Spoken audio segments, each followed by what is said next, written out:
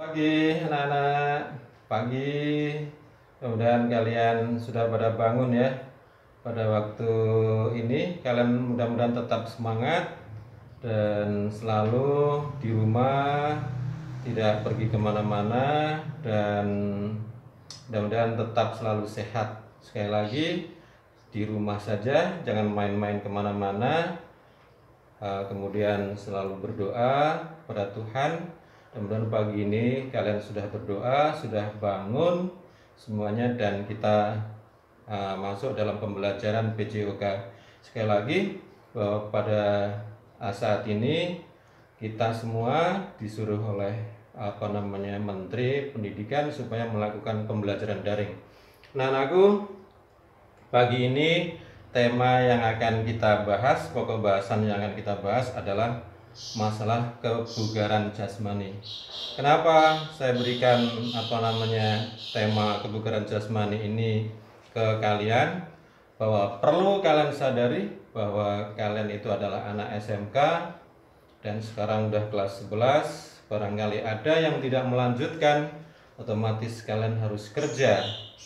Kalau sudah harus kerja, maka di sana yang utama adalah kebugaran jasmani. Kalau masalah keterampilan, kalian kalau misalnya sudah diterima di sebuah perusahaan, di sana didiklat paling-paling 3 bulan, habis itu selesai pekerjaannya seperti itu. Tapi kalau sudah masalah kebugaran, biasanya perusahaan tidak mau tahu. Perusahaan yang munafik akan menentukan kebugaran jasmani ini yang utama. Karena apa?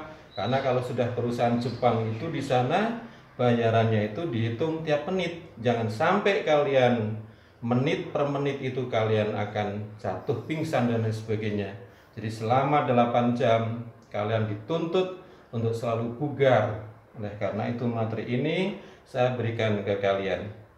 Kita mulai anak-anakku bahwa kebugaran jasmani, kita mulai dari apa itu kebugaran jasmani dulu. Kebugaran jasmani adalah kemampuan atau daya tahan seseorang dalam melakukan aktivitas sehari-hari tanpa mengalami kelelahan yang berarti. Maksudnya begini, kalau misalnya kalian sebagai pelajar melakukan aktivitas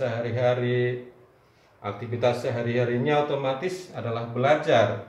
Kalau kalian belajar sehari, dimulai misalnya kalau tidak ada COVID, berarti mulai jam 7 sampai jam setengah 4. Malam harinya kalian cukup melakukan istirahat sebentar saja, paling-paling hanya tidur setengah jam atau 1 jam. Setelah itu kalian akan bugar kembali. Lah, itu yang namanya kebugaran jasmani. Tapi kalau kalian misalnya melakukan aktivitas sehari-hari, kemudian kalian melakukan pembelajaran dari jam 7 sampai setengah 4, kemudian kalian pulang sampai rumah, kemudian kalian sudah tidur, sudah istirahat selama 3 jam, tetapi tetap saja kalian malam harinya masih belum bisa melakukan aktivitas, dalam artian bahwa kebugaran jasmaninya kalian rendah. Artinya apa? Kalian relaksasinya, kemampuan segar kembali itu lama sekali. Nah, yang saya harapkan adalah setelah menerima pembelajaran ini, kalian jangan sampai mengalami hal yang demikian. Jadi cukup untuk kalian itu adalah istirahat setengah jam sampai 1 jam. Setelah itu badan kalian akan bugar kembali. Nah, kebugaran jasmani ini unsurnya banyak sekali. Ada yang mengatakan 5, ada yang mengatakan 7, ada yang mengatakan 9. Saya hanya memberikan contoh di sini. Kebugaran jasmani unsur-unsurnya yang saya catat di sini hanya 5 saja.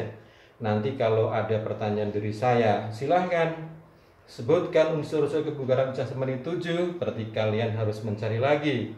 Silahkan sebutkan unsur-unsur jasmani minimal 9, berarti kalian harus searching lagi, harus mencari lagi, tambah lagi, supaya unsur-unsurnya ada 9. Karena apa? Karena sudah saya katakan tadi bahwa unsur-unsur kebugaran jasmani ada yang mengatakan 5, ada yang mengatakan 7, ada yang mengatakan 9. Saya mulai yang 5 saja anak-anakku. 5 ini yang saya catat di sini adalah yang pertama adalah daya tahan. Dalam bahasa Inggrisnya adalah endurance. Kemudian yang kedua adalah kekuatan atau dalam bahasa Inggrisnya strength. Kemudian yang ketiga adalah kelenturan, dalam bahasa Inggrisnya flexibility. Kemudian yang keempat kelincahan, adalah bahasa Inggrisnya biasanya agility itu sebutannya. Kemudian yang kelima adalah ketepatan atau akurasi. Nah, anakku, apa itu daya tahan? Apa itu kekuatan? Apa itu kelenturan? Apa itu kelincahan? Dan apa itu ketepatan? Kita mulai saja anak-anakku. Mudah-mudahan kalian bisa menyimak atau melihat dengan jelas yang sudah saya tulis di papan whiteboard yang kecil ini. Tulisannya mungkin tidak begitu jelas karena saya memang ini ada di rumah saya, karena saya tidak boleh keluar dari rumah. Pembuatan video ini ya di rumah saya, dan ya pakainya alat-alat sederhana saja. Oleh karena itu kalau kurang jelas saya mohon maaf kepada kalian anak-anakku ya. Kita mulai dari daya tahan. Daya tahan itu adalah kemampuan seseorang dalam memakai organ tubuhnya untuk aktivitas sehari-hari biar secara efektif dan efisien. Organ tubuhnya itu apa anak-anakku? Organ tubuh itu ya ada jantung, ada paru-paru, ada ginjal, ada limpa. Itu organ-organ tubuh. Tapi yang dominan di dalam daya tahan di sini, organ tubuh yang dominan adalah paru-paru dan jantung.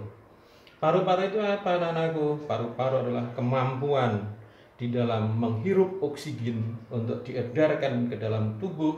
Kalau jantung adalah kemampuan di dalam mengefektifkan, di dalam memaksimalkan daya serap darah untuk diedarkan ke dalam tubuh.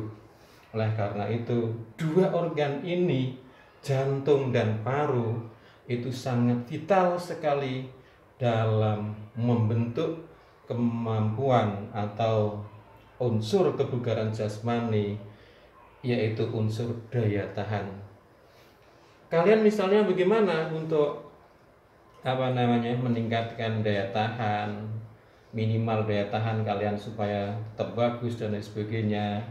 Ya, ada beberapa latihan atau exercise atau kegiatan yang bisa kalian lakukan anak-anakku. Misalnya lari.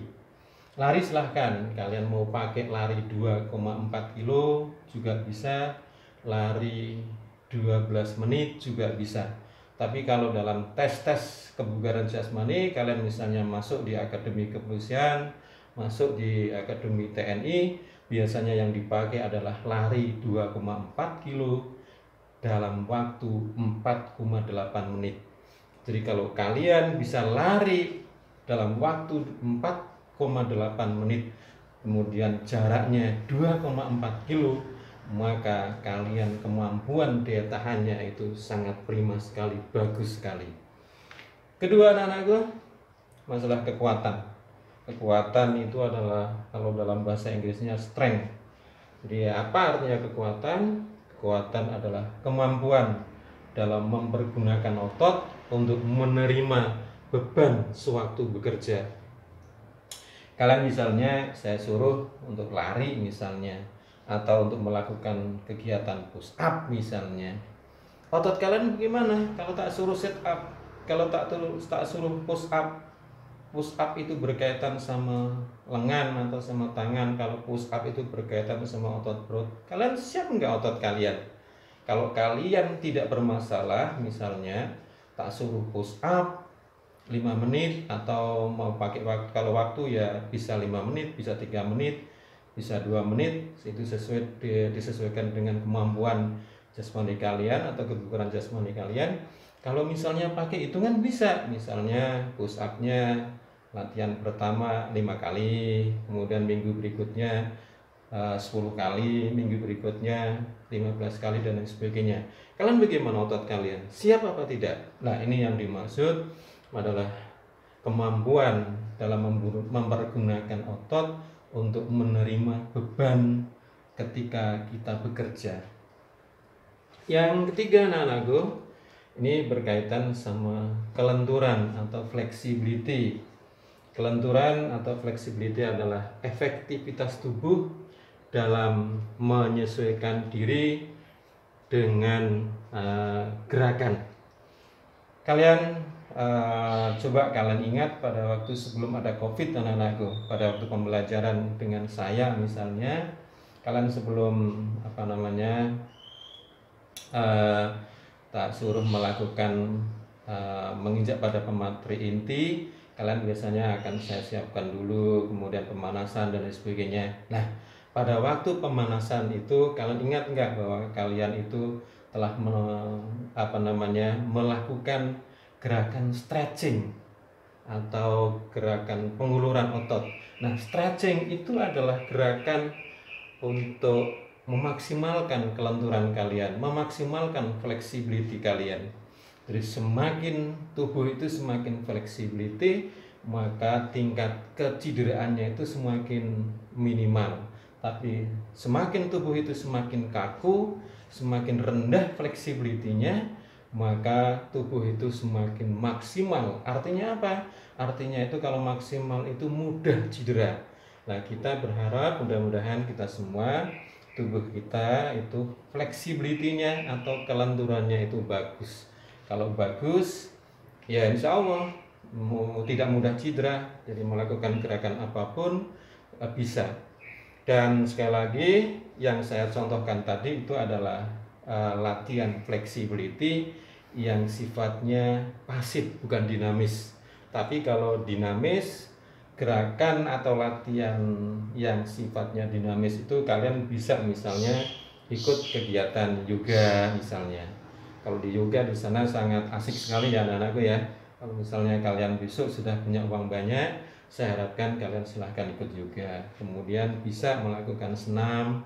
Senam itu bisa itu kalau yang cewek-cewek ini, misalnya kalau di tempat saya itu kelompok ibu-ibu PKK itu setiap hari Minggu itu ada kegiatan senam.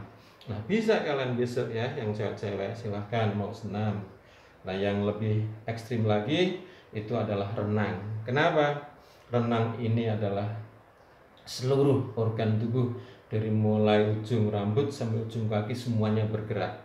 Organ tubuh juga bergerak semua.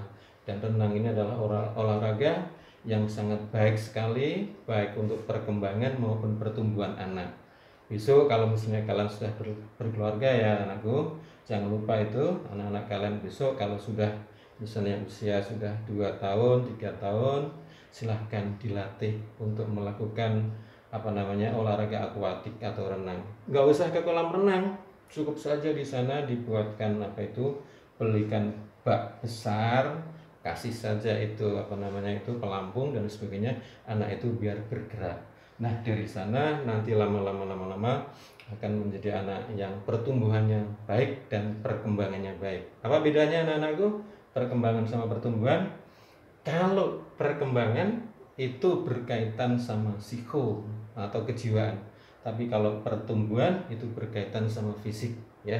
Sekali lagi, jadi manusia itu terdiri dari 2 hal. Yang pertama adalah fisik, yang kedua adalah psiko atau jiwa, dan dua-duanya itu harus sehat. Nah, ya. Baik, yang keempat adalah kelincahan.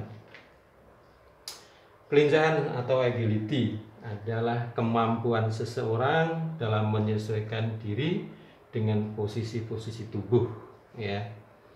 Jadi kemampuan seseorang misalnya dalam menyesuaikan diri dengan posisi-posisi tubuh. Misalnya bergerak dari depan menuju ke belakang, atau dari belakang menuju ke depan, atau dari samping kiri ke samping kanan, atau dari samping kanan ke samping kiri dengan cepat sekali.